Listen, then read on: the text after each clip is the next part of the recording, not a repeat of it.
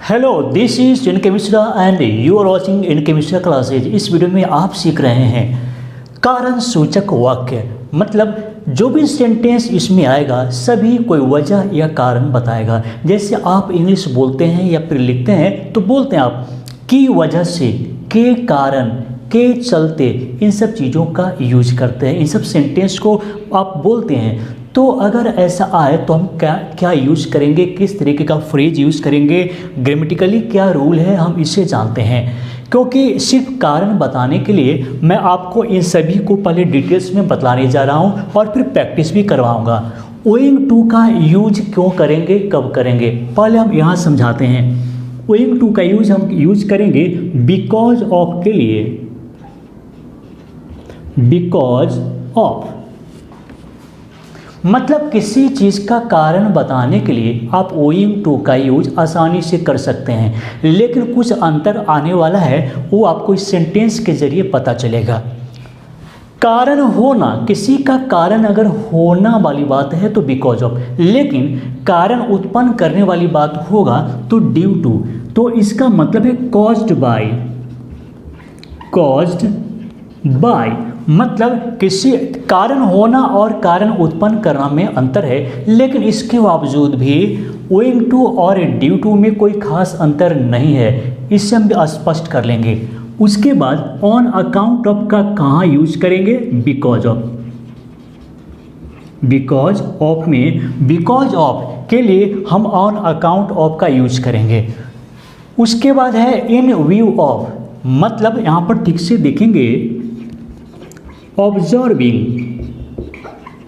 The situation,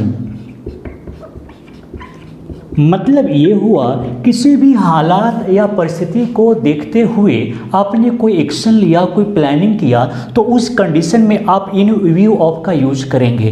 किसी हालात को देखते हुए आपने निर्णय ले लिया है तो इन व्यू ऑफ का यूज करेंगे। थ्रू का यूज कब करेंगे कारण बताने के लिए, तो यहाँ पर देखेंगे मीडियम या फिर मीडियम यूज करेंगे या फिर कॉज। मीडियम और कॉज के लिए आप थ्रू का यूज करेंगे इस तरीके के सेंटेंस में। अभी हम आपको देख लेंगे कि आप क्या समझ रहे हैं। थैंक्स टू का प्रयोग कब करेंगे, तो ये भी मीडियम बताने के लिए, लेकिन पूरा क्लियर इस सेंटेंस के जरिए होगा।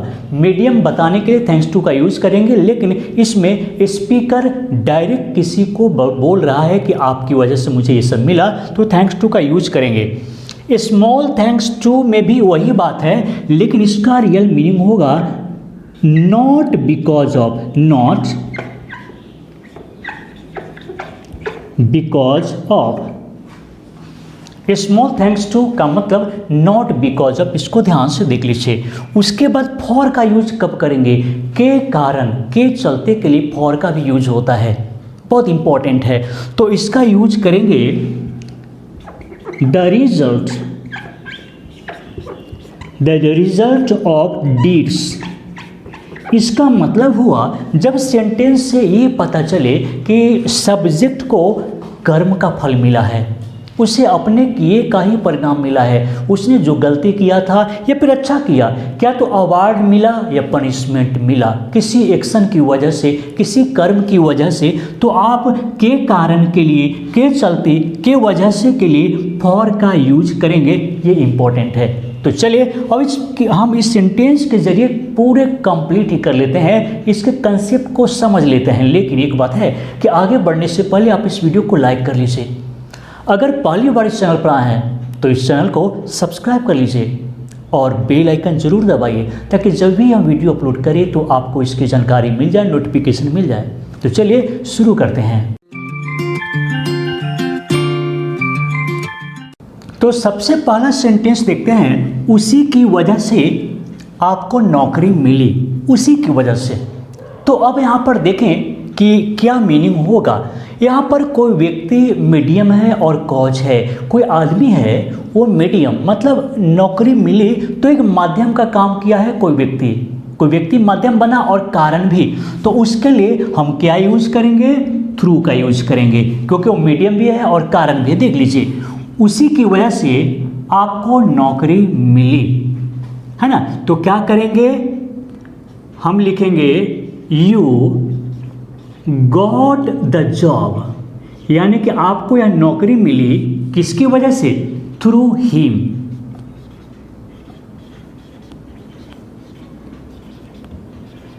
किसकी वजह से मिला, उस व्यक्ति की वजह से आपको नौकरी मिला। तो इसलिए की वजह से के लिए यहाँ पर आप थ्रू का यूज करेंगे, क्योंकि कोई माध्यम और मीडियम और कॉज का बोध हो रहा है। और दूसरा है आपके कारण मुझे यह अवसर मिला। अब स्पीकर बोल रहा है कि आपके कारण मुझे यह अवसर मिला, यह शुभ अवसर आपके कारण मिला। समझने का बात है, यहाँ पर डायरेक्ट बना मत दीजिए, पहले समझिए। स्पीकर बोला है, मैं बोल रहा हूँ कि मुझे आपके कारण यह अवसर मिला, स्पीकर बोल रहा है। तो क्या करेंगे हम यहाँ पर, आपके कारण, तो हम डायरेक्ट लिखेंगे थैंक्स टू यू।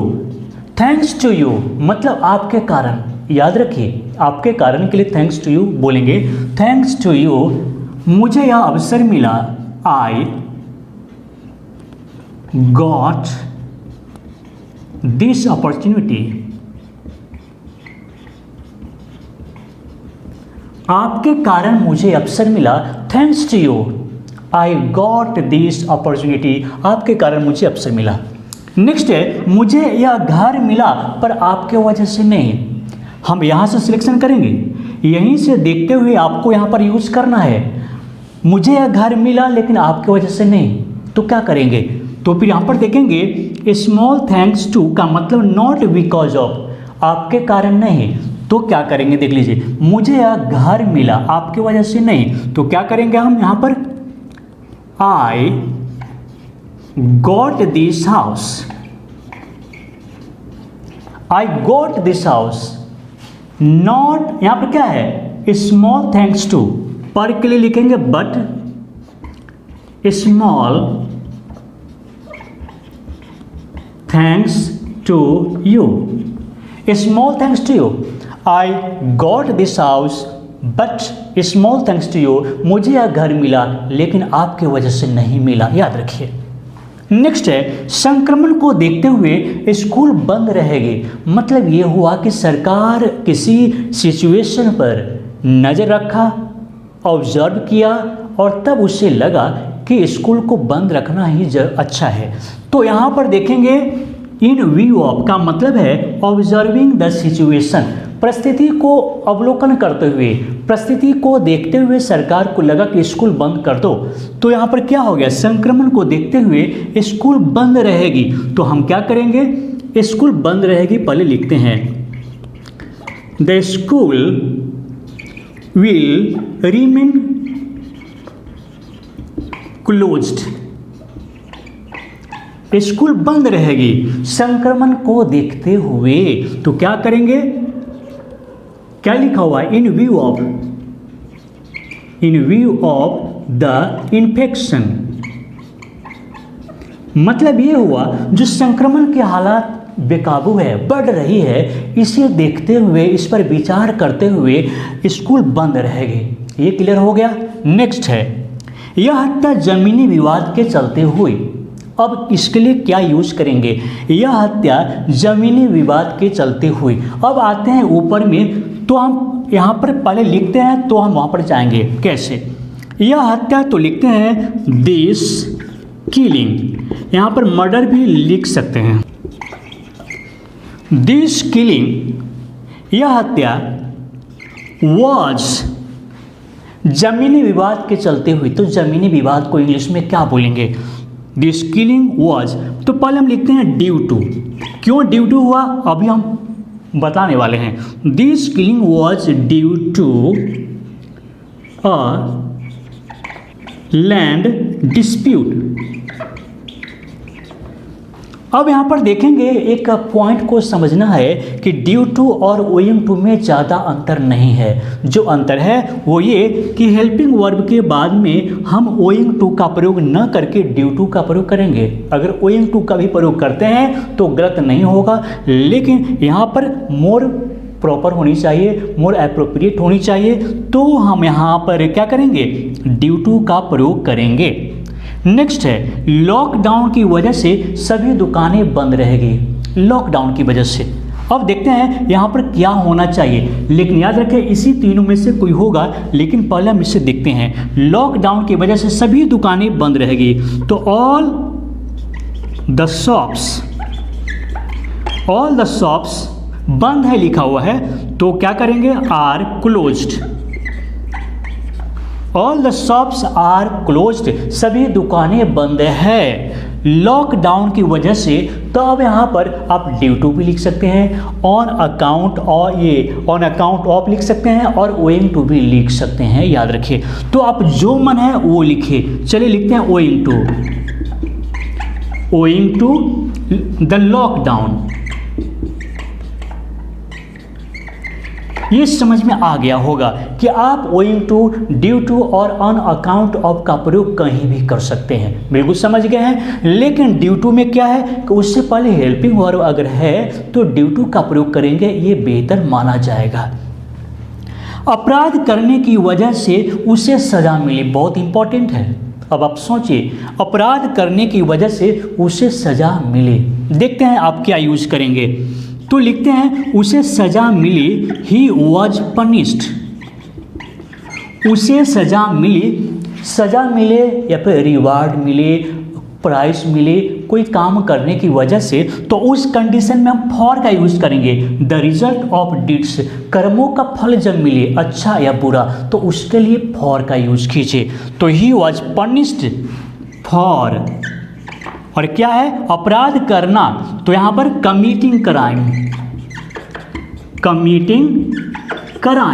मतलब अपराध करने की वजह से उसे सजा मिली। He was punished for committing crime.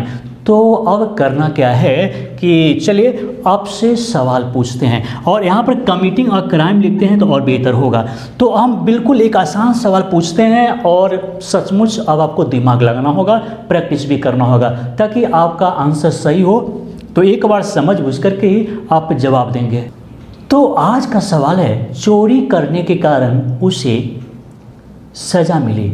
चोरी करने के कारण उसे सजा मिली। आसान है, के कारण के लिए क्या यूज करेंगे बता चुके हैं, सब सामने ही है। तो चोरी करने के कारण उसे सजा मिली। अभी कमेंट बॉक्स में लिखिए, क्योंकि मेरी हैबिट है आपके जो आंसर होते हैं उसे हम ज़रूर चेक करते हैं, और हम रिप्लाई भी करते हैं। जो भी उचित होता है बोलना हम ज़रूर लिखते हैं। तो अभी कमेंट कीजिए। और दोस्तों, जब भी आपको मेरा वीडियो अच्छा लगे तो आप शेयर करना मत भूलिए। अगर सच्ची दोस्ती है शेयर कीजिए, ताकि और लोग भी देखें और लोगों को हम सिखा सकें। तो चलिए दोस्तों, इस वीडियो को देखने के लिए, लाइक करने के लिए और शेयर करने के लिए आप सभी को बहुत बहुत धन्यवाद।